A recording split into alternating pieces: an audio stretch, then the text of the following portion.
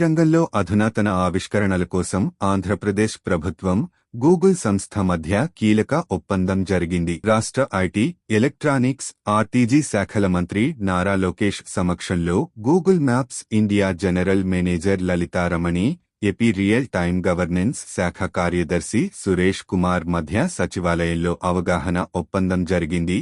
ఒప్పందం ప్రకారం అంతర్జాతీయంగా రంగంలో వస్తున్న మార్పులకు అనుగుణంగా ఆంధ్రప్రదేశ్లోని పాఠశాలలు, కళాశాలల్లో గూగుల్ సంస్థ నైపుణ్యాభివృద్ధి శిక్షణ కార్యక్రమాలను నిర్వహిస్తుంది. దీంతోపాటు స్టార్టప్లు, సాంప్రదాయ పరిశ్రమలు, చిన్న వ్యాపార సంస్థలకు అవసరమైన ఆధారిత సేవల కోసం శిక్షణ కార్యక్రమాలను చేపడుతుందన్నారు. ఆరోగ్య సంరక్షణ, పర్యావరణ సుస్థిరత వంటి కీలకమైన అంశాల్లో ఎంఎల్ సొల్యూషన్స్ ను ఏకీకృతం చేయడానికి గూగుల్ సంస్థ ఆంధ్రప్రదేశ్ ప్రభుత్వానికి సహకరిస్తుందన్నారు.